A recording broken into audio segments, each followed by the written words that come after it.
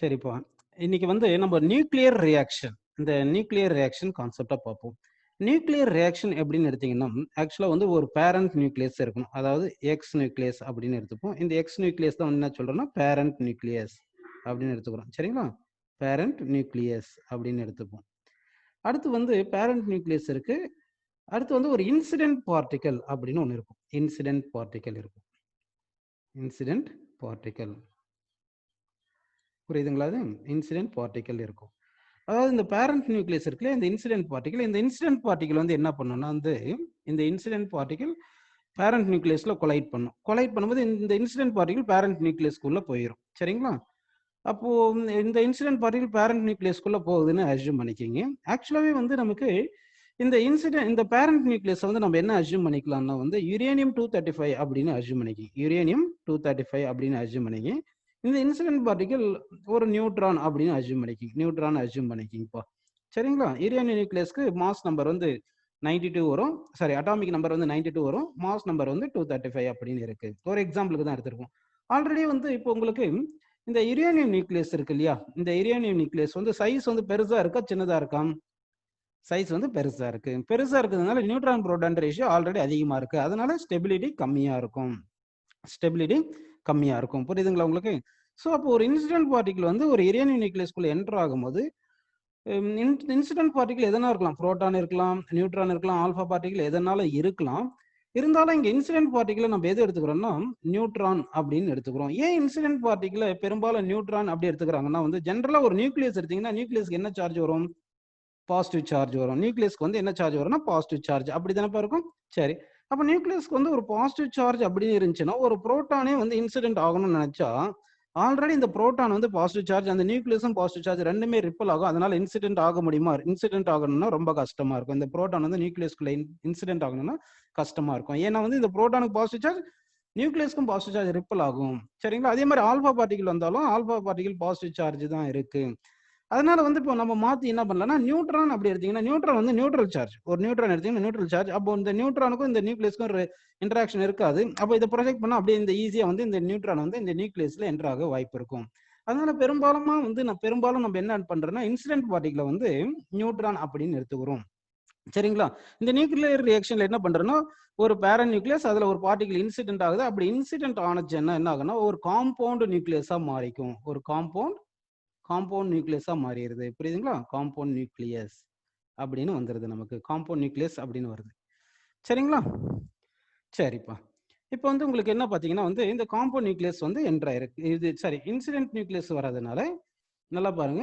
இந்த incident nucleus வந்து enter ஆகுறதுனால வந்து நமக்கு என்ன ஆகுதுன்னா வந்து இந்த பேரண்ட் நியூக்ளியஸ் இல்ல என்டர் ஆகுறதுனால பெரிய நியூக்ளியஸா ஆயிருது. பெரிய நியூக்ளியஸ் ஆச்சுன்னா இப்போ நியூட்ரான் புரோட்டான் ரேஷியோ என்ன ஆயிரும்? அந்த காம்பவுண்ட் நியூக்ளியஸ்க்கு நியூட்ரான் புரோட்டான் ரேஷியோ கூடுமா குறையுமா? கூடிரும். நியூட்ரான் புரோட்டான் ரேஷியோ ஆல்மோஸ்ட் 1 தான் இருக்கணும். நியூட்ரான் புரோட்டான் ரேஷியோ ஆல்மோஸ்ட் 1 தான் இருக்கணும். ஆல்ரெடியே பெரிய நியூக்ளியஸா இருக்கும்போது நியூட்ரான் அதாவது ஹெவியர் நியூக்ளியஸ்க்கெல்லாம் பாத்தீங்கன்னா நியூட்ரான் நம்பர் அதிகமா இருக்கும். அதனால நியூட்ரான் புரோட்டான் ரேஷியோ அதிகமா இருக்கும். இங்க வந்து ஃபர்ஸ்டே வந்து எப்படி இருக்குன்னா இந்த இந்த பேரண்ட் நியூக்ளியஸ் பாத்தீங்கன்னா நியூட்ரான் பை புரோட்டான் வந்து நியர்லி 1.6 அப்படின்னு இருக்கும். இன்னும் ஒரு இன்சிடென்ட் பார்ட்டிகல் இது ஒரு நியூட்ரான் அப்படியே எடுத்தோம்னா இது வந்து யுரேனியம் 235 தான் எடுத்திருக்கும். சும்மா எக்ஸாம்பிள் அப்படி எடுத்து இது நியூட்ரான் எடுத்தா இன்னும் நியூட்ரான் புரோட்டான் ரேஷியோ வந்து என்ன ஆயிடுச்சு சொல்லுங்க? இந்த neutron proton ratio greater than 1 அப்படின்னு நிறைய வந்துருது. ஈக்குவல் 1.6 இன்னும் 1.6 விட கொஞ்சம் கூடிரும். அப்படின்னு இந்த காம்பவுண்ட் நியூக்ளியஸ்க்கு ஸ்டெபிலிட்டி கம்மியா இருக்கும். இந்த காம்பவுண்ட் நியூக்ளியஸ்க்கு என்ன ஆயிரும்? ஸ்டெபிலிட்டி கம்மியாயிரும். அப்போ இந்த காம்பவுண்ட் நியூக்ளியஸ் என்ன ஆயிரும்னு பாத்தீங்கன்னா 2 நியூக்ளியஸா ஸ்பிளிட் ஆயிரும். இந்த காம்பவுண்ட் நியூக்ளியஸ் 2 நியூக்ளியஸா ஸ்பிளிட் ஆயிரும். ஒரு நியூக்ளியஸ் ஒய், இன்னொரு நியூக்ளியஸ் ஜெட் அப்படின்னு அஸ்யூம் பண்ணிக்கிங்க. புரியுதுங்களா? ஒரு நியூக்ளியஸ் ஒய், இன்னொரு நியூக்ளியஸ் ஜெட், அந்த மாதிரி 2 நியூக்ளியஸா ஸ்பிளிட் ஆயிருது. இந்த ஸ்பிளிட் ஆன நியூக்ளியஸ் தான் என்ன சொல்றோம்னா டாட்டர் நியூக்ளியஸ். என்ன சொல்றோம்னா டாட்டர் நியூக்ளியஸ் அப்படின்னு சொல்றோம். புரியுதுங்களா உங்களுக்கு? சரிப்பா, இதுதான் டாட்டர் நியூக்ளியஸ் அப்படின்னு எடுத்துக்கிறோம். அடுத்து வந்து இந்த ரியாக்ஷன் நடக்கிறது எதுக்காக நடக்குது? ஸ்டெபிலிட்டி கூட்டுறதுக்காக தான் நடக்குது. அப்போ ஸ்டெபிலிட்டி கூட்டுறதுக்காக தான் இந்த ரியாக்ஷனே நடக்குதுன்னா அப்படின்னா வந்து பைண்டிங் எனர்ஜி கூடி இருக்கணும். பைண்டிங் எனர்ஜி கூடுதுன்னா பைண்டிங் எனர்ஜி நெகட்டிவ்னு அர்த்தமா இல்லைன்னா பாசிட்டிவ் அர்த்தமா? பைண்டிங் எனர்ஜி நெகட்டிவ்னு எடுக்கணுமா பாசிட்டிவ் எடுக்கணுமா? பைண்டிங் எனர்ஜினால வந்து இந்த நியூக்ளியான்ஸ் வந்து அட்ராக்ட் ஆயிருக்கா ரிப்பல் ஆகுதா? அட்ராக்ட் தானப்பா அது. அப்போ அட்ராக்ஷன் நடந்தா அது நெகட்டிவ் எனர்ஜி. அப்போ பைண்டிங் எனர்ஜி நெகட்டிவா கூடி இருக்குன்னா அப்போ எனர்ஜி குறைஞ்சிருக்கு தானே அர்த்தம். அப்படின்னா எனர்ஜி ரிலீஸ் பண்ணியிருக்குன்னு அர்த்தம். அப்போ இந்த ரியாக்ஷன் நடக்கும் போது என்ன ஆகுன்னா வந்து நமக்கு எனர்ஜி வந்து ரிலீஸ் ஆயிருக்கும். அந்த எனர்ஜி தான் கொஞ்சம் plus energy certain amount of energy release ஆயிருக்குன்னு பிளஸ் கியூ அப்படின்னு போட்டுடுறோம். கியூ வேல்யூ அப்படின்னு நம்ம போட்டுப்போம். புரியுதுங்களா? இதுதான் கியூ தான் என்ன சொல்லுவாங்கன்னா வந்து கியூ வேல்யூ அப்படின்னு சொல்லிடுறாங்க. இந்த கியூன்றது certain amount of energy release ஆயிருக்கு அப்படின்னு நம்ம எடுத்துக்கிறோம். புரியுதுங்களா உங்களுக்கு? அப்ப இதுதான் நியூக்ளியர் ரியாக்ஷன். அதாவது ஒரு ஹெவி நியூக்ளியஸ் இருக்கும். அதுல ஒரு பார்ட்டிகல் இன்சிடென்ட் ஆகுது. அப்போ காம்பவுண்ட் நியூக்ளியஸா மாறிடுது. அப்ப சைஸ் இன்னும் கூடுறதுனால அதனுடைய ஸ்டெபிலிட்டி குறைஞ்சிருது. ஸ்டெபிலிட்டி குறைஞ்சதுனால என்ன ஆகுதுன்னா அந்த nucleus split into two moderate நியூக்ளியஸா மாறிடுது. அடுத்து கொஞ்சம் எனர்ஜி ரிலீஸ் ஆயிருக்கும். சரிங்களா? இப்படிதான் நியூக்ளியர் ரியாக்ஷன் நடக்குது. இந்த நியூக்ளியர் ரியாக்ஷன் நடக்கும்போது என்னென்ன கன்சர்வேஷன் நம்ம எடுக்கலாம் அப்படின்னு பாத்தீங்கன்னா, before reaction and after reaction வந்து atomic number should be constant. First point என்ன சொல்லுங்க? அட்டாமிக் நம்பர் வந்து கன்சர்வ்டு. அட்டாமிக் நம்பர் கான்ஸ்டன்டா இருக்கணும். எப்படி சொல்லுங்க? Before reaction and after reaction. அதாவது இந்த டாட்டர் நியூக்ளியஸ் இந்த இன்சிடென்ட் நியூக்ளியஸ் உடைய அட்டாமிக் நம்பர் மொத்தம் சம் பண்ணோம்னா ஃபைனலா வர சம் ஆஃப் நியூக்ளியஸ் உடைய அட்டாமிக் நம்பர் சேமா இருக்கணும். புரியுதுங்களா உங்களுக்கு? அதே மாதிரி செகண்ட் பாயிண்ட் என்ன பாத்தீங்கன்னா மாஸ் நம்பரும் சேமா இருக்கணும். Mass number should be constant. Mass number மாறக்கூடாது. So mass number should be கான்ஸ்டன்டா இருக்கணும் அப்படின்னு எடுத்துக்கிறோம். புரியுதுங்களா? அடுத்து linear momentum should be conserved. அடுத்து வந்து linear momentum should be conserved. Linear momentum வந்து கன்சர்வ் ஆயிருக்கணும். அது ஒரு கன்சர்வேஷன் இருக்கணும். Linear momentum should be conserved. Next பார்த்தோம்னா ஆங்குலர் மொமெண்டமும் கன்சர்வ் ஆயிருக்கணும். ஆங்குலர் மொமெண்டமும் கன்சர்வ் ஆயிருக்கணும். நெக்ஸ்ட் வந்து எனர்ஜி கான்ஸ்டன்டா இருக்கணும். எப்படி எனர்ஜி கான்ஸ்டன்டா இருக்கும் பாருங்க? எனர்ஜி கான்ஸ்டன்ட், எனர்ஜியும் கன்சர்வ் ஆயிருக்கணும். புரியுதுங்களா? இது எல்லாமே இந்த நியூக்ளியர் ரியாக்ஷன் நடக்கும்போது நடக்க வேண்டியது. எனர்ஜி கன்சர்வ் ஆயிருக்குன்னா ஆக்சுவலா வந்து இங்க இருக்கும்போது இதனுடைய ரெஸ்ட் மாஸ் எனர்ஜி அந்த மாதிரி இந்த பேரநியூக்ளியஸ் ரெஸ்ட் மாஸ் எனர்ஜி இந்த ஒய் ஜெட் இருக்குல்ல இந்த ரெஸ்ட் மாஸ் எனர்ஜி பிளஸ் இந்த எனர்ஜி அதாவது பிஃபோர் ரியாக்ஷன் எனர்ஜியும் ஆஃப்டர் ரியாக்ஷன் எனர்ஜியும் ஈக்குவலா இருக்கணும். சரி. இப்போ ரெஸ்ட் மாஸ் எனர்ஜினா இன்ஸ்டன்ஸ் ரிலேட்டிவிஸ்டிக் தியரி பிரகாரம் ரெஸ்ட் மாஸ் எனர்ஜி எவ்வளவு வரும்? E equal to m c square இருக்கும். சரிங்களா? E equal to m c square இருக்கும். இப்போ உங்களை ஒரு கொஸ்டின் கேட்க போறேன். யார் கரெக்டா சொல்றீங்க பார்க்கலாம். இப்போ வந்து இந்த பேரன் நியூக்ளியஸ் பிஃபோர் ரியாக்ஷன் வந்து பேரன் நியூக்ளியஸும் இன்சிடென்ட் பார்ட்டிகல் இருக்கு இல்லையா? இது மொத்தமா கம்பைன் பண்ணா சர்டன் மாஸ் இருக்கு இல்லையா? அந்த மாசம் அதாவது பிஃபோர் ரியாக்ஷன் மாஸ்ன்றது என்ன பார்த்தீங்கன்னா பேரன் nucleus mass plus incident particle mass. இந்த மாசும் ஆஃப்டர் ரியாக்ஷன் இந்த பார்ட்டிகல்ஸ் அதாவது ரெண்டு டாட்டர் நியூக்ளியஸ் ப்ரொடியூஸ் ஆயிருக்குன்னு சொல்லியிருக்கேன். ஒருவேளை ரெண்டு டாட்டர் நியூக்ளியஸ் இன்னும் சம் பார்ட்டிகல்ஸ் எல்லாம் ப்ரொடியூஸ் ஆயிருந்துச்சுன்னா அந்த பார்ட்டிகல்ஸ் இந்த டாட்டர் நியூக்ளியஸ் மொத்த மாசும் நம்ம எடுத்துக்கிறோம் இல்லைங்களா? பிஃபோர் ரியாக்ஷனும் ஆஃப்டர் ரியாக்ஷனும் மாஸ் வந்து ஈக்குவலா இருக்குமா நாட் ஈக்குவலா இருக்குமா?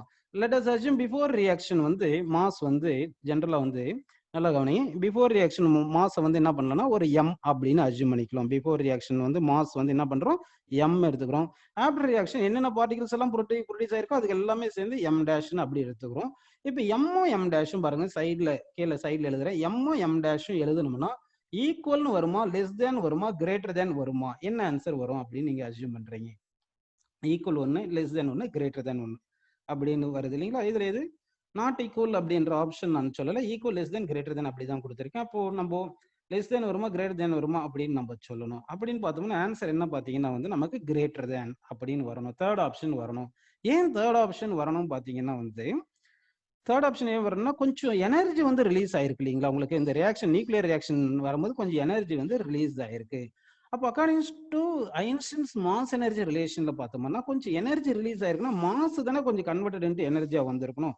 அப்போ இனிஷியலா இருக்கிற இந்த பேரநியூக்ளியஸ் இன்சிடென்ட் பார்ட்டிகளுடைய மொத்த மாஸ்ல கொஞ்சம் மாஸ் என்ன ஆயிரும்? எனர்ஜியா மாறி இருக்கணும். எனர்ஜியா மாறி இருக்கணும். அதனாலதான் வந்து ஃபைனல் ப்ராடக்ட்ஸ் இருக்கு இல்லையா? ஃபைனலா அந்த டாட்டர் நியூக்ளியஸ் வேற என்னென்ன பார்ட்டிகல்ஸ் ப்ரொடியூஸ் ஆயிருக்குன்னு சொல்லுவோம். ஏன்னா கொஞ்சம் பார்ட்டிகல்ஸ் எல்லாம் ப்ரொடியூஸ் ஆன மாதிரி சொல்லுவேன். அந்த எல்லா மாசும் சேர்ந்தோம்னா இனிஷியல் மாஸை விட ஃபைனல் மாஸ் கம்மியா இருக்கணும். ஏன்னா வந்து கொஞ்சம் எனர்ஜி ரிலீஸ் ஆயிருக்கு. புரியுதுங்களா?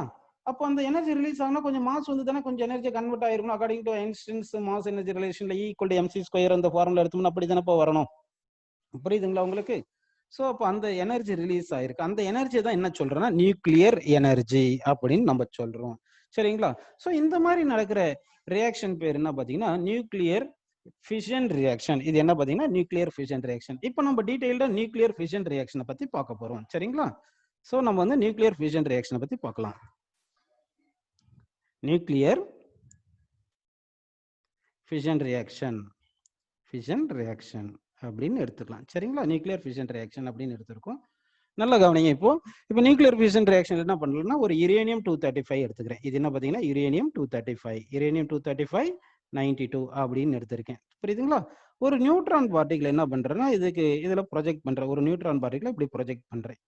இப்படி நியூட்ரான் பார்ட்டிகல் ப்ரொஜெக்ட் பண்ணும்போது என்ன ஆகும்னா இந்த நியூட்ரான் பார்ட்டிகல் யுரேனியம் 235ல என்டர் ஆயிட்டு இந்த பார்ட்டிகல் இது நியூக்ளியஸ் என்ன ஆயிரும்னா யுரேனியம் 23692 மாறிடும். யுரேனியம் 23692 மாறிடும். இப்போ சைஸ் கொஞ்சம் பெருசானதுனால இந்த யுரேனியம் நியூக்ளியஸ் சைஸ் கொஞ்சம் பெருசா ஆயிருச்சு இல்லைங்களா, அதனால வந்து என்ன ஸ்டெபிலிட்டி குறைஞ்சிரும்.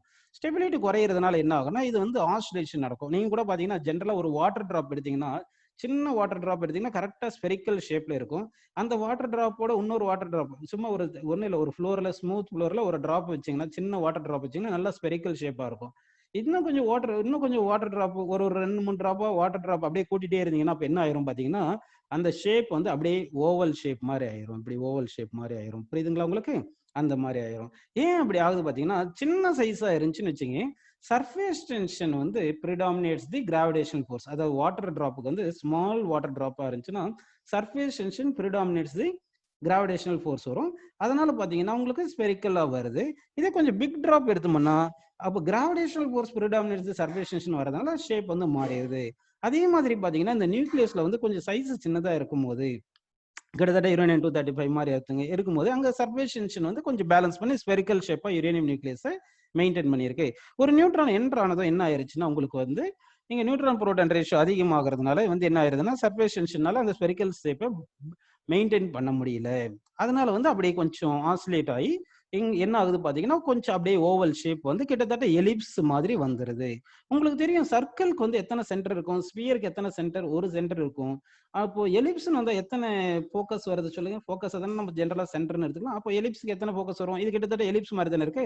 அப்போ 2 சென்டரா இங்க ஆக்ட் ஆகுது. அப்படின்னா இந்த போர்ஷனுடைய பாசிட்டிவ் சார்ஜஸ்ல இங்க கான்சென்ட்ரேட் ஆகும் நியூக்ளியஸ்க்கு. அதே மாதிரி இந்த போர்ஷனுடைய பாசிட்டிவ் சார்ஜஸ்ல இங்க கான்சென்ட்ரேட் ஆகுது.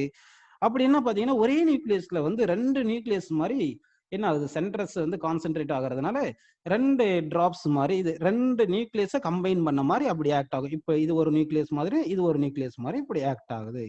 அப்ப என்ன ஆகும்னா இந்த இது வந்து இந்த ரியாக்ஷன் வந்து இந்த இப்போ வந்து நம்ம என்ன பண்ணியிருக்கோம்னு பாத்தீங்கன்னா ஒரு நியூக்ளியஸ் வந்து இந்த நியூட்ரான் வந்து இந்த யுரேனியம்ல என்டர் ஆயிருக்கு, யுரேனியம் 235ல அதுக்கு கம்பைன் ஆயிட்டு என்ன ஆயிருக்கு உங்களுக்கு இது ஆட் ஆயிட்டு இது வந்து காம்பவுண்ட் நியூக்ளியஸா வந்துருச்சு. இந்த காம்பவுண்ட் நியூக்ளியஸ் வரும்போது இதனுடைய சைஸ் அதிகமாகிறதுனால சர்ஃபேஸ் டென்ஷனால இந்த நியூக்ளியஸுடைய ஸ்பெரிக்கல் ஷேப்பா மெயின்டைன் பண்ண முடியாதனால கொஞ்சம் ஆசிலேஷன் ஆகி அப்படியே ஓவல் ஷேப் ஆகி எலிப்ஸா மாறிச்சு. அப்போ 2 ஃபோக்கஸ் வந்துருச்சு.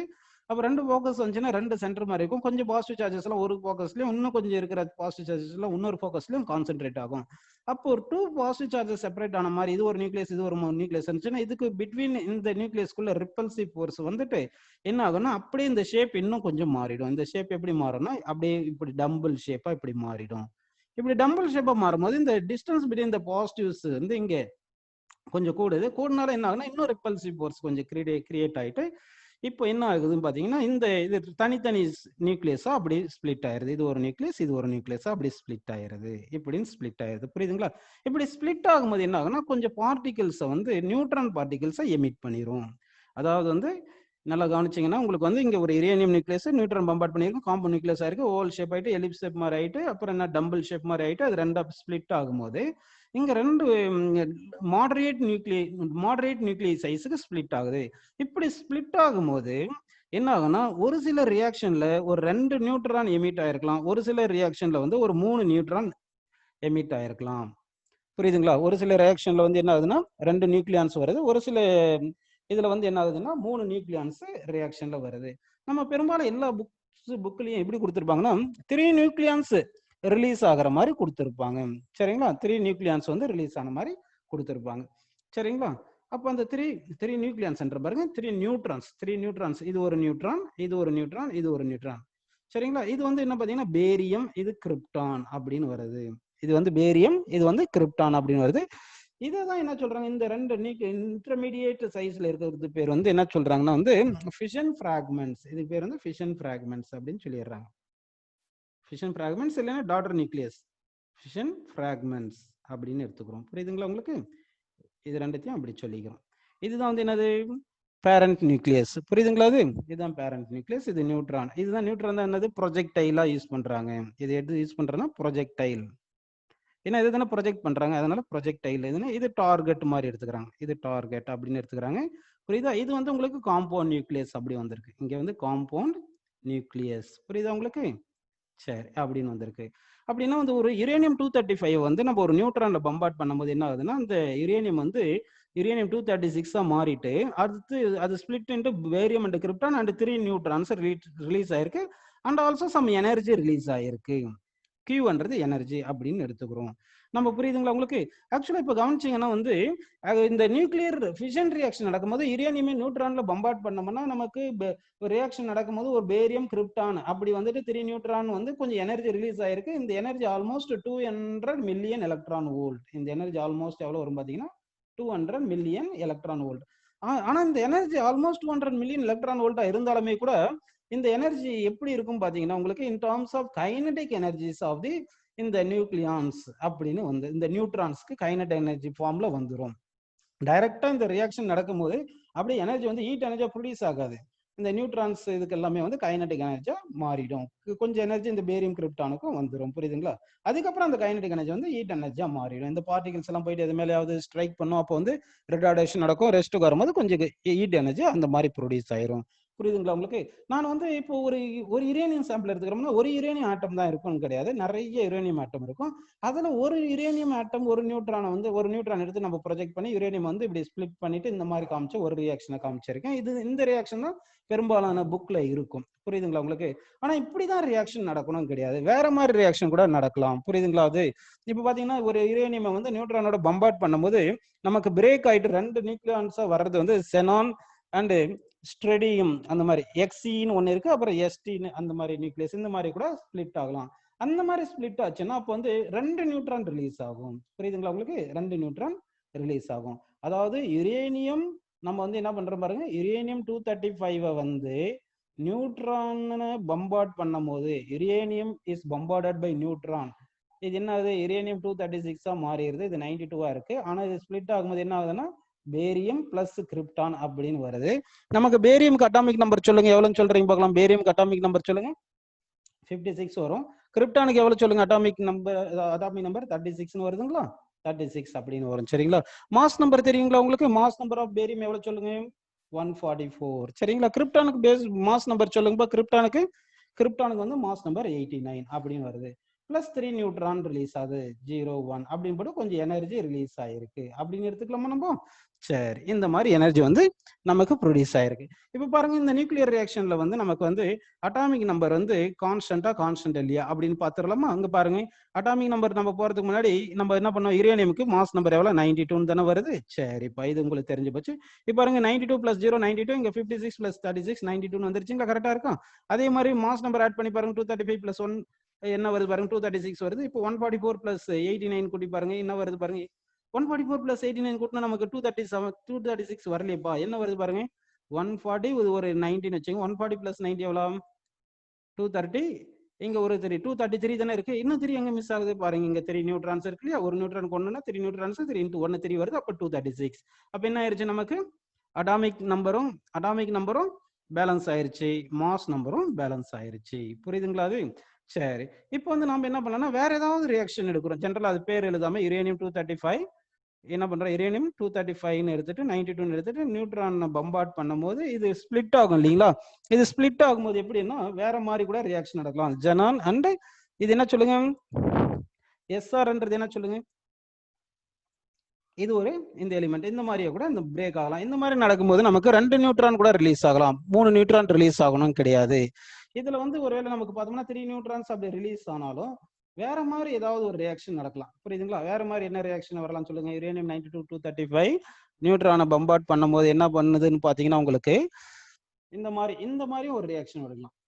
இந்த மாதிரி ஒரு சிஎஸ் அப்படின்னு ஒரு எலிமெண்ட் ப்ரொடியூஸ் ஆயிட்டு அடுத்து பாருங்க இந்த ருபீடியம் இந்த மாதிரி எலிமெண்ட்டும் கிரியேட் ஆயிருக்கலாம். இந்த மாதிரி வரும்போது பாத்தீங்கன்னா உங்களுக்கு இங்க வந்து 2 நியூட்ரான் தான் வந்து ப்ரொடியூஸ் ஆயிருக்கும். 2 நியூட்ரான் தான் ப்ரொடியூஸ் ஆயிருக்கும். சரிங்களா? 2 நியூட்ரான் தான் ப்ரொடியூஸ் ஆயிருக்கு. ஸோ ஒரு சில ரியாக்ஷன்ல வந்து நமக்கு என்ன ஆகுதுன்னு பாத்தீங்கன்னா 3 நியூட்ரான் ப்ரொடியூஸ் ஆகுது. ஒரு சில இதுல பாத்தீங்கன்னா ஒரு சில ரியாக்ஷன்ல வந்து 2 நியூட்ரான் தான் ப்ரொடியூஸ் ஆயிருக்கு. அப்போ நியூக்ளியர் ரியாக்ஷன் நடக்கும்போது எத்தனை நியூட்ரான்ஸ் ஆர் ரிலீஸ்டு அப்படின்னு ஜென்ரலா கொஸ்டின் கேட்டாங்கன்னா நீங்க என்ன பண்ணணும்னா வந்து 3 நியூட்ரான்ஸ் ஆர் ரிலீஸ்டுன்னு சொல்லணும். ஒரு சில ரியாக்ஷன்ல 3 வருது, ஒரு சிலதுல 2 வருது அப்படின்னு சொல்லக்கூடாது. 3 நியூட்ரான்ஸ் தான் ரிலீஸ் ஆயிருக்குன்னு சொல்லணும். புரியுதுங்களா? பெரும்பாலும் அந்த மாதிரி எடுத்துக்கிறோம். ஆக்சுவலா வந்து நம்ம கான்செப்ட்ல கரெக்டா பார்த்தோம்னா எப்படி வருது, இதுல 3 வருது, இதுல 2 வருது. ஸோ ஆவரேஜா பாத்தீங்கன்னா 2.47 நியூக்ளியான்ஸ் ஆர் ரிலீஸ்டு. சரி, 2.47 நியூட்ரான்ஸ் ஆர் ரிலீஸ்டு. நியூக்ளியான்ஸ் கிடையாது, நியூட்ரான்ஸ். ஏன்னா இங்க ரியாக்ஷன் வரும்போது நியூட்ரான்ஸ் தானே ப்ரொடியூஸ் ஆயிருக்கு. அப்ப எத்தனை நியூட்ரான்ஸ் ப்ரொடியூஸ் ஆயிருக்குன்னா 2.47 நியூட்ரான்ஸ் ஆர் ஆவரேஜா எடுக்கும்போது அவ்வளவு ப்ரொடியூஸ் ஆயிருக்கும்.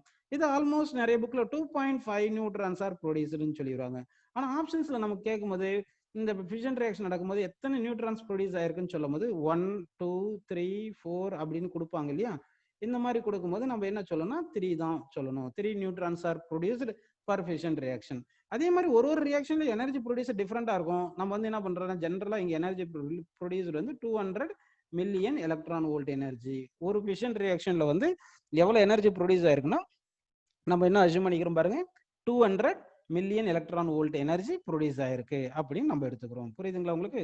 ஸோ இப்போ என்ன புரிஞ்சு உங்களுக்கு ஃபிஷன் ரியாக்ஷன்ல ஜென்ரலா பெரும்பாலும் புக்ல என்ன கொடுத்துருப்பாங்க, யுரேனியம் 235-92 பம்பார்ட் பண்ணும் போது நியூட்ரானை வச்சு பம்பார்ட் பண்ணும் போது நமக்கு என்ன ஆகுது, பேரியம் பிளஸ் கிரிப்டான். புரியுதுங்களா? அடுத்து வந்து என்ன ஆகுது, 3 நியூட்ரான்ஸ். அடுத்து எனர்ஜி வந்து 200 million electron volt of energy produce ஆயிருக்கு அப்படின்னு நமக்கு கொடுத்துட்றாங்க. புரிஞ்சுங்களா உங்களுக்கு? சரி, அந்த மாதிரி வருது. இப்படி வந்திருக்கு நமக்கு. புரியுதுங்களாப்பா? சரி, இப்போ வந்து பாத்தீங்கன்னா இந்த யுரேனியம் வந்து நல்லா கவனிக்கணும். இப்போ இந்த கான்செப்ட்ல எந்த நியூட்ரான் வந்து யுரேனியம் வந்து ஃபிஷன் ரியாக்ஷனுக்கு கிரியேட் ஆகிறதுக்கு யூஸ்ஃபுல்லா இருக்கும் அப்படின்னு நம்ம பார்க்க போறோம். அப்போ பாருங்க, நியூட்ரான் வந்து எல்லா நியூட்ரானுமே வந்து யுரேனியம், இந்த யுரேனியம் 235 தானே இது யுரேனியம். இப்போ வந்து ஒரு நியூட்ரான் எடுத்துக்கிறேன், இந்த நியூட்ரான் வந்து ப்ரொஜெக்ட் பண்றேன்னு வச்சுங்க. இந்த ப்ரொஜெக்ட் பண்றேன், இந்த நியூட்ரான் போயிட்டு யுரேனியம் வந்து என்ன பண்ணும், ஸ்பிளிட் பண்ணிடணும், ரெண்டா ஸ்பிளிட் பண்ணணும். அப்போ ஸ்பிளிட் பண்ணணும்னா இந்த நியூட்ரான் வந்து என்ன ஆகணும், யுரேனியம்குள்ள போய் செட்டில் ஆயிடணும். இந்த நியூட்ரான் வந்து யுரேனியம்குள்ள போயிட்டு செட்டில் ஆயிடணும். அப்போதான் இது காம்பவுண்ட் நியூக்ளியஸா மாறும். நான் சொல்லியிருந்தேன், புரியுதுங்களா உங்களுக்கு? என்ன சொல்லியிருந்தேன், இந்த காம்பவுண்ட் நியூக்ளியஸ்னு ஒரு கான்செப்ட் சொன்ன ஞாபகம் இருக்கா? சொல்லுங்கப்பா. இந்த காம்பவுண்ட் நியூக்ளியஸ்னு ஒரு கான்செப்ட் சொல்லியிருந்த ஞாபகம் இருக்குங்களா? காம்பவுண்ட் நியூக்ளியஸ் ஏன்னு சொன்னு சொல்லுங்க. அதாவது நியூட்ரான் வந்து யுரேனியம்குள்ள போயிடும், அப்போ காம்பவுண்ட் நியூக்ளியஸா இருக்கும். காம்பவுண்ட் நியூக்ளியஸா இருக்கும் போது தான் என்ன ஆகுதுன்னா அதனோட சைஸ் கூடுறதுனால இது வந்து ஆசிலேட் ஆயிட்டு ஷேப் மாறதுனால தான் டம்பிள் ஷேப்பா வந்து இந்த ஸ்பிளிட்டே ஆகுது. ஒருவேளை வந்து இந்த நியூட்ரான் நம்ம ப்ரொஜெக்ட் பண்றோம் இல்லையா, நியூட்ரான் ப்ரொஜெக்ட் ஆகுறது இந்த யுரேனியம் 235 இல்லாம அப்படியே வெளியே வந்துருதுன்னு வச்சுங்க.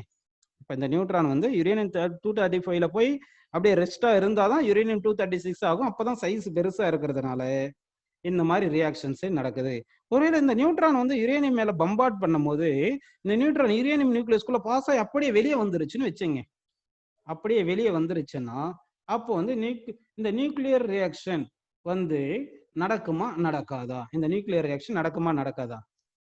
நடக்க வாய்ப்பே கிடையாது. ஏன்னா இந்த நியூட்ரான் வந்து என்ன ஆயிருது, உங்களுக்கு ஃபாஸ்டா இந்த யுரேனியம்குள்ள பாஸ் ஆகி வெளியே வந்துருச்சுன்னா அப்ப என்ன ஆயிரும் சொல்லுங்க உங்களுக்கு, இந்த யுரேனியம் காம்பவுண்ட் யுரேனியமா கிடைக்காது நமக்கு.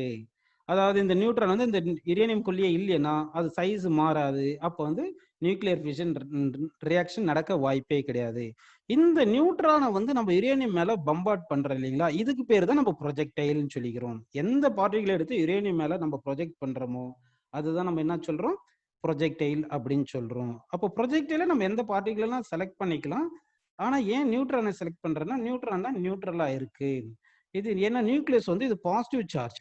இப்போ இதுவும் பாசிட்டிவ் சார்ஜ் ஆச்சுன்னா ரிப்பல் ஆகும். அதனால இது வந்து இந்த பார்ட்டிகள் வந்து நியூக்ளியஸ்குள்ள போறது கஷ்டமா இருக்கும். சரிங்களா? சரி, அப்படின்னா இந்த நியூட்ரான் வந்து இந்த யுரேனியம் 235 போயிட்டு செட்டில் ஆகி கொஞ்சம் நேரம் இருந்தா தானப்பா அது இந்த ஃபிஷன் ரியாக்ஷன் நடக்கும். ஒருவேளை ஃபாஸ்டா இந்த நியூட்ரான் ரொம்ப ஃபாஸ்டா போச்சுன்னா அப்படியே இந்த யுரேனியம் கிராஸ் ஆகி வந்துடும் இல்லைங்க. இந்த யுரேனியம் கிராஸ் ஆகி வந்துச்சுன்னா நியூக்ளியர் ஃபிஷன் ரியாக்ஷன் நடக்காது. சரி, அப்படின்னா இந்த நியூட்ரான் நம்ம எடுக்கிறோம் இல்லைங்களா, அப்ப நியூட்ரான் சோகால்டு நியூட்ரான் எடுத்ததை வந்து 2 டைப் ஆஃப் நியூட்ரான் இருக்கு. ஒன்னு வந்து ஃபாஸ்ட் நியூட்ரான் ஒன்னு இருக்கு, ஃபாஸ்ட் நியூட்ரான் ஒன்னு இருக்கு. இன்னொன்னு வந்து ஸ்லோ நியூட்ரான் ஒன்னு இருக்கு, ஸ்லோ நியூட்ரான் அப்படின்னு ஒன்னு இருக்கு. புரியுதுங்களா உங்களுக்கு? நமக்கு எந்த நியூட்ரான் வந்து ஃபிஷன் ரியாக்ஷன் வரதுக்கு பாசிபிள் இருக்கும்? அதாவது ஃபாஸ்ட் நியூட்ரான் வந்து ஃபிஷன் ரியாக்ஷனை கிரியேட் பண்ணுமா, இல்ல ஸ்லோ நியூட்ரான் தான் ஃபிஷன் ரியாக்ஷனை கிரியேட் பண்ணுமா? சொல்லுங்க பார்க்கலாம். which neutron is responsible for fast இது ஃபிஷன் ரியாக்ஷன்? அப்போ ஸ்லோ நியூட்ரான் தான். இந்த ஃபாஸ்ட் நியூட்ரான் பார்த்தீங்கன்னா கிட்டத்தட்ட 2 மில்லியன் எலக்ட்ரான் வோல்ட் எனர்ஜி இருக்கும். இந்த ஸ்லோ நியூட்ரானுக்கு எவ்வளவு எனர்ஜின்னா கிட்டத்தட்ட என்ன சொல்றேன், லெஸ் தேன் 1 எலக்ட்ரான் வோல்ட். நிறைய ஸ்லோ எலக்ட்ரானுக்கெல்லாம் 0.025 எலக்ட்ரான் வோல்ட், அதாவது லெஸ் தென் 1 எலக்ட்ரான் வோல்ட் இருந்தாவே ஸ்லோ நியூட்ரான் சொல்றோம். இருந்தாலும் 0.025 எலக்ட்ரான் வோல்ட் இருக்கிறது ஸ்லோ நியூட்ரான் அப்படின்னு சொல்றோம். ஃபாஸ்ட் நியூட்ரானுக்கெல்லாம் 2 மில்லியன் எலக்ட்ரான் வோல்ட் எனர்ஜி அப்படி இருக்கும்னு எடுத்துக்கிறோம். சரிங்களா? சரி, இப்போ வந்து நமக்கு பாசிட்டிவ் நியூட்ரான் வந்து என்ன பண்ணணும்னா வந்து நமக்கு ஃபிஷன் ரியாக்ஷனை கிரியேட் பண்ணாது, ஃபிஷன் ரியாக்ஷன் நடக்காது. ஸ்லோ நியூட்ரான் தான் ஃபிஷன் ரியாக்ஷனை கிரியேட் பண்ணும். இந்த ஸ்லோ நியூட்ரானுக்கு இன்னொரு பேர் சொல்றோம். அது என்ன பார்த்தீங்கன்னா தெர்மல் நியூட்ரான். என்ன பார்த்தீங்கன்னா வந்து தெர்மல் நியூட்ரான் அப்படின்னு நம்ம எடுத்துக்கிறோம். சரிங்களா? தெர்மல் நியூட்ரான் எடுத்துக்கிறோம். சரிப்பா, இப்போ வந்து நம்ம என்ன பண்றோம்னா தெர்மல் நியூட்ரான் கிடைக்கும் அப்படின்னு சொல்ல முடியாது, ஸ்லோ நியூட்ரான் கிடைக்கும்னு சொல்ல முடியாது இல்லையா? அதனால நம்ம என்ன பண்ணலாம்னா ஒரு ஒரு சைஸ் எடுத்துக்கிறோம். ஒரு சும்மா ஒரு எல்லாம் இங்க ஒரு நியூக்ளியஸ், இந்த மாதிரி நியூக்ளியஸ், இதெல்லாம் இது பெரிய நியூக்ளியஸ் கிடையாது, இங்கெல்லாம் நிறைய நியூக்ளியஸ் எடுத்துக்கிறோம். புரியுதுங்களா? அதாவது வந்து பூந்தி எல்லாம் எடுத்து ஒரு லட்டு பிடிச்சி வைக்கிற மாதிரி நிறைய யுரேனியம் எடுத்து நம்ம லட்டு மாதிரி பிடிச்சி வச்சிருக்கோம்னு அஸ்யூம் பண்ணிக்கலாம். சரி, புரியுதுங்களா உங்களுக்கு? இப்ப என்ன பண்றேன்னா நம்ம கிட்ட ஸ்லோ நியூட்ரான் கிடைக்குமான்னா சொல்ல முடியாது இல்லையா? அதனால ஏதோ ஒரு பாஸ்ட் நியூட்ரான் ஏதோ ஒன்று இருக்குன்னு எடுத்துங்க. இப்ப இந்த நியூட்ரான் இங்க எடுத்துக்கிறோம். இந்த நியூட்ரான் பாஸ்டா இப்படி போயிட்டே இருக்குன்னா இந்த ஒவ்வொரு யுரேனியம்லயும் அப்படியே கிராஸ் ஆயிட்டு பாஸ் ஆகி வெளியே வந்துட்டே இருக்கும். ஏன்னா பாஸ்ட் நியூட்ரான் தானே. வந்துட்டு ஜஸ்ட் வெளியே வர்றதுக்கு முன்னாடி இந்த நியூட்ரான் இங்க இருக்கிற நியூட்ரான் இங்க வரதுக்குள்ள இதுக்குள்ள இந்த நியூக்ளியஸ்குள்ள எல்லாம் பாஸ் ஆகி வரும்போது ரிட்டார்டேஷன் ஆகிட்டே வந்திருக்குள்ள, எனர்ஜி லாஸ் ஆகிட்டே வந்திருக்கும். ஒரு பர்டிகுலர் சைஸ் எடுத்திருக்கும். அந்த சைஸை விட்டு வெளியே வரதுக்கு முன்னாடி இந்த நியூட்ரான் வந்து ஸ்லோ நியூட்ரானா மாறிடுச்சுன்னு வச்சுங்க. அப்ப என்ன ஆகும்னா இது ஃபிஷன் ரியாக்ஷன் நடக்கும். புரியுதுங்களா உங்களுக்கு? ஃபிஷன் ரியாக்ஷன் நடக்கும். சரி, இப்போ ஃபிஷன் ரியாக்ஷன் நடக்கக்கூடாது அப்படின்னு நினைச்சோம்னா இப்போ வந்து நல்லா பாருங்க, இந்த நியூக்ளியஸ் வந்து இந்த இந்த ஒரு ஒரு பர்டிகுலர் சைஸ் வந்து என்ன பண்ணியிருக்கோம், சாம்பிள் எடுத்திருக்கோம், யுரேனியம் சாம்பிள் எடுத்திருக்கோம். அந்த சைஸ்ல இங்க இருந்து நியூட்ரான் இங்க இருந்து போகும்போது இங்க வரும்போது தான் நமக்கு என்ன ஆயிடுச்சு, இவ்வளவு டிஸ்டன்ஸ் வரும்போது இது ஸ்லோ நியூட்ரான் ஆயிடுச்சுன்னா நம்ம வந்து இந்த கொஞ்சம் சாம்பிள் சைஸ் எடுத்து அந்த சாம்பிள் சைஸ் கொஞ்சம் கம்மியா எடுத்துக்கணும். அப்ப இவ்வளவு கம்மியா இப்படி எடுத்துக்கிட்டோம் வச்சுங்க, இதை கிராஸ் ஆயிருச்சு இல்லையா? அப்போ வந்து நமக்கு ஃபிஷன் ரியாக்ஷன் வரல. அப்போ தி minimum size above which fission reaction takes place in the case of sample of the uranium sample அப்படி எடுக்கிறது தான் அது என்ன சொல்றேன்னா கிரிட்டிக்கல் சைஸ் அப்படின்னு நம்ம கொண்டு வரோம். என்ன சொல்றேன்னு சொல்லுங்க, கிரிட்டிக்கல் சைஸ். இந்த கிரிட்டிக்கல் சைஸ்ன்னு இருக்கு இல்லையா, இதனுடைய மாஸ் தான் என்ன சொல்றேன்னா கிரிட்டிக்கல் மாஸ் அப்படின்னு நம்ம எடுத்துக்கிறோம். புரியுதுங்களா? ஏன் இதெல்லாம் எடுக்க போறோன்றது இப்ப சொல்ல போறேன், அதெல்லாமே புரிஞ்சிடும் உங்களுக்கு. அப்போ வந்து நியூக்ளியர் ஃபிஷன் வந்து ஜென்ரலா நமக்கு கிடைக்கிற நியூட்ரான்ஸ் எல்லாம் பாஸ்ட் நியூட்ரான்ஸா தான் இருக்கும். அது ஸ்லோ நியூட்ரானா இருந்தா தான் ஃபிஷன் ரியாக்ஷன் நடக்கும். அப்ப என்ன பண்றேன்னா இந்த நியூட்ரான் ப்ரொஜெக்ட் பண்ணது இது போயிட்டு ஒரு சாம்பிள் எடுத்திருக்கோம். சாம்பிள் என்ன, நிறைய யுரேனியம் சப்ஸ்டன்ஸ், யுரேனியம் நியூக்ளியஸ் எல்லாம் அப்படியே யுரேனியம் ஆட்டம்ஸ் எல்லாம் லம்பா எடுத்து ஒரு ஸ்பியர் மாதிரி, அதாவது ஒரு கிட்டத்தட்ட லட்டு மாதிரி பிடிச்ச மாதிரி யுரேனியம் செல் எடுத்துக்கிறோம். இது வந்து இந்த நியூக்ளியஸ் இப்படி நியூட்ரான் போயிட்டே இருக்கும்போது என்ன ஆகும், ஒரு பர்டிகுலர் டிஸ்டன்ஸ் டிராவல் ஆச்சுன்னா ஸ்லோ நியூட்ரான் ஆயிரும், ஃபர்தர் ஃபிஷன் ரியாக்ஷன் நடந்துரும். அதனால ஸ்லோ நியூட்ரானா மாறதுக்கு முன்னாடி அந்த சைஸ் வந்து ஸ்லோ நியூட்ரான் மாறதை விட கம்மியான சைஸ் எடுத்துருந்தோம் வச்சுங்க, இந்த சைஸ்ல பாஸ் ஆகி வெளியே வரும்போது திருப்பி என்ன ஆயிரும்னா பாஸ்ட் நியூட்ரானாவே மாறிடும். புரியுதுங்களா உங்களுக்கு? அப்போ தி minimum size in which when neutron passes through it do not convert into slow neutron, அந்த சைஸ் தான் கிரிட்டிக்கல் சைஸ். அந்த மாஸ் தான் நம்ம என்ன சொல்றோம்னா கிரிட்டிக்கல் மாஸ் அப்படின்னு சொல்றோம். சரி, இப்போ நமக்கு என்ன புரிஞ்சிருக்குன்னா to undergo fission reaction we need thermal neutron, அப்படின்னா ஸ்லோ நியூட்ரான் நமக்கு தேவை அப்படின்றது நமக்கு புரிஞ்சிருக்கு. சரி, புரியுதுங்களா உங்களுக்கு? சரி, இப்போ வந்து நம்ம பார்க்க போறது ஒரு ரியாக்ஷன் பார்க்க போறோம். அது என்ன பார்த்தீங்கன்னா செயின் ரியாக்ஷன். என்ன சொல்றேன்னு சொல்லுங்க, செயின் ரியாக்ஷன் அப்படின்னு எடுத்துக்கிறோம். சரி, செயின் ரியாக்ஷன் அப்படின்னா என்ன பார்த்தீங்கன்னா வந்து ஜென்ரலா வந்து ஒரு யுரேனியம் ஆட்டம் எடுத்துக்கிறோம்னு வச்சுங்க, இது யுரேனியம் 235 எடுத்துக்கிறோம். இங்க வந்து என்ன பண்றேன்னா ஒரு நியூட்ரான் வந்து எடுத்து நான் இந்த நியூட்ரானை இந்த யுரேனியம் மேல பம்பார்ட் பண்றேன். புரியுதுங்களா? அப்ப என்ன ஆகும்னா இந்த யுரேனியம் வந்து ஸ்பிளிட் ஆயிரும். இந்த யுரேனியம் ஸ்பிளிட் ஆயிட்டு பேரியம் கிரிப்டான் ஆயிட்டு அதுக்கப்புறம் நமக்கு என்ன பண்ணணும், ஒரு 3 நியூட்ரான்ஸை ப்ரொடியூஸ் பண்ணுது. புரியுதுங்களா உங்களுக்கு? 3 நியூட்ரான்ஸ் ப்ரொடியூஸ் ஆயிருக்கு. இந்த 3 நியூட்ரான்ஸ் என்ன பண்ண சொல்லுங்க, ஃபர்தரா இருக்கிற யுரேனியம்ஸ் இருக்கும் இல்லையா, அந்த யுரேனியம்ஸை 3 more யுரேனியம்ஸை வந்து என்ன பண்ணிரும் பாத்தீங்கன்னா வந்து ஃபிஷன் ரியாக்ஷன் ப்ரொடியூஸ் பண்ணிரும். புரியுதுங்களா உங்களுக்கு? அதாவது ஃபர்ஸ்ட் ஒரு நியூட்ரான் இருந்துச்சு, அந்த நியூட்ரான் யுரேனியம் மேல பம்பார்ட் பண்ணும்போது ஒரு பேரியம் கிரிப்டான் ப்ரொடியூஸ் ஆகி நியூக்ளியர் ரியாக்ஷன் நடந்து நமக்கு 3 நியூட்ரான்ஸ் ப்ரொடியூஸ் ஆயிருக்கு. இந்த 3 நியூட்ரான்ஸ் என்ன பண்ணுது, ஃபர்தர் 3 more ஃபிஷன் ரியாக்ஷனை ப்ரொடியூஸ் பண்ணுது. இந்த ஃபிஷன் ரியாக்ஷன்ஸ்ல நமக்கு திருப்பி என்ன கிடைக்குதுன்னு பாத்தீங்கன்னா 3 more நியூட்ரான்ஸ் கிடைச்சிருது. புரியுதுங்களா உங்களுக்கு? ஃபர்தரா இந்த இப்போ ஒவ்வொரு ஃபிஷன் ரியாக்ஷன்ல 3 நியூட்ரான்ஸ் ப்ரொடியூஸ் ஆயிருந்துச்சுன்னா ஃபர்தரா நமக்கு என்ன வந்திருக்கு, 9 நியூட்ரான்ஸ் வந்திருக்கு. இந்த 9 நியூட்ரான்ஸ் ஃபர்தரா என்ன பண்ணும் சொல்லுங்க? 9 மோர் யுரேனியம் நியூக்ளியஸ் என்ன பண்ணும் நமக்கு? பிரேக் பண்ணும். புரியுதுங்களா உங்களுக்கு? நான் இப்போ இது அப்படியே கவனிங்க. கிரிட்டிக்கல் சைஸை பத்தி திருப்பி நடத்தணும் நான். அப்போ எக்ஸ்பிளைன் பண்றேன் உங்களுக்கு. இப்போ பாருங்க, இப்போ ஃபர்ஸ்ட் வந்து நியூட்ரான், ஒரே நியூட்ரான் இருக்கு இல்லையா? இதுக்கு பேர் தான் ஃபர்ஸ்ட் ஜெனரேஷன் அப்படின்னு சொல்றோம். ஃபர்ஸ்ட் ஜெனரேஷன் அப்படின்னு சொல்லிடுறோம். ஒரு ஃபிஷன் ரியாக்ஷன் நடந்து வரும்போது 3 நியூட்ரான்ஸ் இருக்குது. இது செகண்ட் ஜெனரேஷன் அப்படின்னு எடுத்துக்கிறோம். செகண்ட் ஜெனரேஷன் அப்படின்னு எடுத்துக்கிறோம். அடுத்து வந்து திரும்பவும் நடக்கும்போது இது ரியாக்ஷன் என்ன பண்றோம்? தேர்ட் ஜெனரேஷன் அப்படின்னு எடுக்கிறோம். புரியுதுங்களா உங்களுக்கு? இந்த மாதிரி இருக்கு. சரி, இங்க பாத்தீங்கன்னா நமக்கு எப்படி வந்திருக்குன்னு பாத்தீங்கன்னா, நியூக்ளியர் ரியாக்ஷன் நடக்கும்போது ஒரு நியூட்ரான் வந்து யுரேனியம் மேல பம்பார்ட் பண்ணும்போது 3 நியூட்ரான்ஸ் ப்ரொடியூஸ் ஆயிருச்சு. இந்த 3 நியூட்ரான் ஃபர்தரா வந்து என்ன ஆயிருதுன்னா, ஃபர்தர்மோர் 3 மோர் ரியாக்ஷன்ஸ், நியூக்ளியர் ரியாக்ஷன் நடக்குது. அப்புறம் 9 நியூட்ரான்ஸ் ப்ரொடியூஸ் ஆகுது. இந்த 9 நியூட்ரான்ஸ் 9 ரியாக்ஷன்ஸ் திருப்பி நடக்கும். 9 ஃபிஷன் ரியாக்ஷன், அப்புறம் 27 நியூட்ரான்ஸ் ப்ரொடியூஸ் ஆகும். இந்த மாதிரி என்ன ஆகும்னா மல்டிபிளா டக்கு அப்படியே இன்க்ரீஸ் ஆகிட்டே இருக்கும். அதனால இங்க என்ன பண்ண போறோம்னா, இப்போ ஒரு டேர்மை வந்து நம்ம எக்ஸ்பிளைன் பண்ண போறோம். அது என்ன பாத்தீங்கன்னா மல்டிப்ளிகேஷன் ஃபேக்டர். என்ன பாத்தீங்கன்னா மல்டிப்ளிகேஷன் ஃபேக்டர் அப்படின்னு ஒரு டேர்ம் வந்து நம்ம டிஸ்கஸ் பண்ண போறோம். சரிங்களா? நல்லா கவனிங்க. நம்ம பார்க்க போறது வந்து multiplication factor.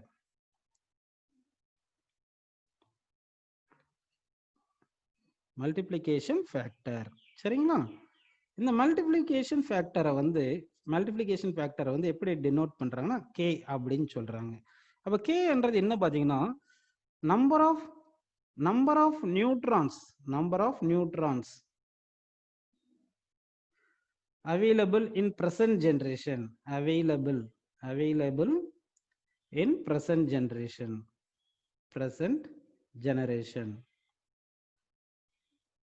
divided by number of neutrons are available in previous generation அப்படின்னு எடுத்துக்கிறோம். புரியுதுங்களா உங்களுக்கு? இப்ப பாருங்க, இந்த கேஸ்ல நம்பர் ஆஃப் நியூட்ரான்ஸ் இதுதான் பிரசன்ட் ஜெனரேஷன் தான் 3 இருக்கு, ப்ரீவியஸ் ஜெனரேஷன்ல 1 இருக்கு. இங்க பாருங்க, இது பிரசன்ட் ஜெனரேஷன் தான் 9 இருக்கு, இங்க ப்ரீவியஸ்ல வந்து 2 இருக்கு அப்படின்னு நம்ம எடுத்துக்கிறோம். புரியுதுங்களா? வந்து அதாவது number of neutrons available for producing fission reaction அப்படின்னு நம்ம வர்றது. அப்படி பாத்தீங்கன்னா இங்க வந்து நமக்கு எப்படி இருக்கு பாத்தீங்கன்னா வந்து இந்த கே வேல்யூ வந்து எப்படி இருக்குன்னு பாத்தீங்கன்னா கிரேட்டர் தேன் 1 அப்படின்னு வரலாம் கண்டிஷன். இல்லைன்னா ஈக்குவல் டு 1 வர மாதிரியும் இருக்கலாம். இல்லைன்னா கே வேல்யூ லெஸ் தேன் 1 வரலாம். அந்த மாதிரியும் இருக்கலாம். சரி, இப்போ நாம பார்த்தது பாத்தீங்கன்னா கே வேல்யூ கிரேட்டர் தேன் 1 வர மாதிரி தான் இருக்கு. கே வேல்யூ கிரேட்டர் தேன் 1 வர மாதிரி இருக்கு. அப்படிதானே இருக்கு? சரி, கே வேல்யூ கிரேட்டர் தேன் 1 இருக்குன்னா ரேட் ஆஃப் ரியாக்ஷன் கூடிட்டே இருக்கு. அப்ப எனர்ஜி ரிலீஸ்டு பர் செகண்ட் வந்து இன்க்ரீஸ் ஆகிட்டே இருக்கு. அப்படியே போக போக ரொம்ப மல்டிபிளிகேஷன் ஃபேக்டர் அதிகமாகிறதுனால ஃபிராக்ஷன் ஆஃப் செகண்ட்லயே நிறைய எனர்ஜி ரிலீஸ் ஆயிரும். இதுதான் ஆட்டம் பாம் பிரின்சிபல் அப்படின்னு சொல்றோம். ஆட்டம் பாம்ல அப்படிதான். சும்மா ஒரு ஆட்டம் பாம்ல யுரேனியம் சாம்பிள் இருக்கும், ஒரு நியூட்ரான் தூக்கி போட்டோம்னா என்ன, ஒரு நியூட்ரான் வந்து ஒரு யுரேனியம் பிரேக் பண்ணி அது 3 நியூட்ரான் ப்ரொடியூஸ் ஆகி அந்த 3 நியூட்ரான் இன்னும் 3 ஃபிஷன் ரியாக்ஷன் ப்ரொடியூஸ் ஆகி அது 9 நியூட்ரான். இதெல்லாம் நம்ம பேசிட்டு தான் இவ்வளவு டைம் ஆகுது பார்த்து அது பாட்டு டேரக்டா நடந்துட்டு ஃபிராக்ஷன் ஆஃப் செகண்ட்ல ஒவ்வொரு fission reaction 200 million electron volt produce ஆகிறதுனால எனர்ஜி மொத்தமா எவ்வளவு க்ரோர்ஸ் ஆஃப் யுரேனியம்ஸ் வந்து பிரேக் ஆகுதுனால எக்கச்சக்கமான எனர்ஜி ப்ரொடியூஸ் ஆயிட்டு அப்படியே ஒரே ஃபிராக்ஷன் ஆஃப் செகண்ட்ல அந்த பாம் வந்து வெடிக்கிறதுனால தான் அப்படியே எனர்ஜி ப்ரொடியூஸ் ஆச்சுன்னா அப்படியே நம்ம கருப்பாயிடுறோம். சரிங்களா? அது சரி. அங்க வந்து அதாவது அந்த ஆட்டம் பாம் பிரின்சிபல்ல வந்து இந்த மல்டிப்ளிகேஷன் ஃபேக்டர் சொன்னோம் இல்லையா, அது கிரேட்டர் தேன் 1 இருக்கு. சரி, சம்பவம் நம்ம என்ன பண்ண போறோம்னா இப்போ வந்து நல்லா கவனிங்க. ஒருவேளை வந்து நம்ம என்ன பண்றோம்னா இப்ப இத்தனை நியூட்ரான்ஸ் ஸ்டாப் பண்ணிடுறேன்னு வச்சுங்க. இந்த ஜெனரேஷன்ல தேர்ட் ஜெனரேஷன் இத்தனை ஸ்டாப் பண்ணிட்டேன் அப்படின்னு அசியூம் பண்றோம். அப்போ ஒரே ஒரு நியூட்ரான் தானே அவைலபிளா இருக்கு. ப்ரீவியஸ் ஜெனரேஷன்ல 3 நியூட்ரான்ஸ் இருக்கு, இப்போ வந்து ஒரே நியூட்ரான் இருக்கு. இப்போ மல்டிப்ளிகேஷன் ஃபேக்டர் கே என்ன வரும்னு சொல்லுங்க? Less than 1. அப்படின்னா ரேட் ஆஃப் ரியாக்ஷன் குறைஞ்சிட்டு இருக்கு, எனர்ஜி டிக்ரீஸ் ஆகிட்டு இருக்கு அப்படின்னு அர்த்தம். புரியுதுங்களா உங்களுக்கு? சரி, நம்ம ஒருவேளை இப்படி இல்லாம இங்க என்ன பண்றோம்னா இங்கே வந்து 2 நியூட்ரானை ஸ்டாப் பண்ணிடுறோம் வச்சுங்க. அப்ப இங்க ஒரு நியூட்ரான் இருக்கு, இங்க ஒரு நியூட்ரான் தான் இருக்கு. இந்த ஒரு நியூட்ரான் வரும்போது என்ன ஆயிருக்குன்னா உங்களுக்கு வந்து இந்த நியூட்ரான்ஸ் எல்லாம் இங்க ப்ரொடியூஸ் ஆயிருக்காது, இது எல்லாமே ப்ரொடியூஸ் ஆயிருக்காது. அப்படிதானே வந்திருக்கும். அப்புறம் திருப்பி என்ன பண்ணா ஃபர்தரா இந்த 2 நியூட்ரானையும் நம்ம ஸ்டாப் பண்றோம்னு வச்சுங்க. அப்படி பண்ணிட்டோம்னா இந்த எவ்ரி ஜெனரேஷன் ஒன்லி 1 நியூட்ரான் தான் வந்து எப்படி இருக்கு நமக்கு available for producing fission reaction. இந்த மாதிரி இருந்துச்சுன்னா கே வேல்யூ என்ன வரும்னு சொல்லுங்க? 1 அப்படின்னு நமக்கு வருது. இப்ப கே வேல்யூ 1 இருக்குன்னா அப்ப என்ன அர்த்தம் உங்களுக்கு? எனர்ஜி வந்து கான்ஸ்டன்ட் ரேட்ல ப்ரொடியூஸ் ஆயிட்டு இருக்கு. எவ்ரி செகண்ட்ல எனர்ஜி ப்ரொடியூஸ்ல கான்ஸ்டன்டா இருக்கும் அப்படின்றது உங்களுக்கு புரியுது. சரிங்களா? சரி, அதாவது வந்து நமக்கு எனர்ஜி வந்து கான்ஸ்டன்ட் ரேட்ல ப்ரொடியூஸ் ஆயிட்டு இருந்துச்சுன்னா நமக்கு எவ்வளவு எனர்ஜி வேணுமோ அவ்வளவு அப்படியே ப்ரொடியூஸ் பண்ணிட்டே இருக்கலாம். அதை நம்ம யூஸ் பண்ணிக்க முடியும். அந்த ரியாக்ஷன் பேர் தான் என்ன சொல்றாங்கன்னா கண்ட்ரோல்டு ரியாக்ஷன் அப்படின்னு சொல்றாங்க. என்ன சொல்றாங்க? Controlled reaction. அப்போ K இஸ் ஈக்குவல் டு 1 இருந்துச்சுன்னா அது கண்ட்ரோல்டு ரியாக்ஷன். புரியுதுங்களா உங்களுக்கு? ரியாக்ஷன் அப்படின்னு சொல்றோம். கண்ட்ரோல்டு செயின் ரியாக்ஷன் அப்படின்னு எடுத்துக்கலாம். K கிரேட்டர் தென் 1 இருந்துச்சுன்னா அது என்ன சொல்றோம்னா uncontrolled chain reaction. Uncontrolled chain reaction அப்படின்னு சொல்றோம். புரியுதுங்களா உங்களுக்கு? அப்படின்னா ஆட்டம் பாம்ல வந்து என்ன சொல்லலாம் நம்ம? அன்கண்ட்ரோல்டு செயின் ரியாக்ஷன் சொல்லலாமா இல்ல கண்ட்ரோல்டு செயின் ரியாக்ஷன் சொல்லலாமா? அன்கண்ட்ரோல்டு செயின் ரியாக்ஷன் சொல்றோம். அது K வேல்யூ வந்து வெரி கிரேட்டர் தென் 1 இருக்கு. அந்த எனர்ஜியை நம்மளால யூஸ் பண்ணிக்க முடியாது. அப்போ வந்து நமக்கு நியூக்ளியர் பவர் ஸ்டேஷன்ஸ் இருக்கு இல்லையா? அந்த நியூக்ளியர் பவர் ஸ்டேஷனுக்கு வந்து எப்படி நடக்கும்? கண்ட்ரோல்டு செயின் ரியாக்ஷன் நடக்கும். கண்ட்ரோல் செயின் ரியாக்ஷன்ல நடக்கிறதுனால தான் எவ்வளவு எனர்ஜி நமக்கு எவ்ரி செகண்ட் கான்ஸ்டன்ட் எனர்ஜி வேணும் அந்த கான்ஸ்டன்ட் எனர்ஜி நம்ம ப்ரொடியூஸ் பண்ணி யூஸ் பண்ணிக்கலாம். அப்போ நியூக்ளியர் பவர் ஸ்டேஷன்ஸுக்கு ஒர்க் பண்ணுறது பிரின்சிபல் என்ன பார்த்தீங்கன்னா வந்து கண்ட்ரோல்டு செயின் ரியாக்ஷன் வரும். இதே வந்து நம்ம ஆட்டம் பாம் எடுத்தோம்னா அது வந்து அன்கண்ட்ரோல்டு செயின் ரியாக்ஷன் வருது அப்படின்னு நம்ம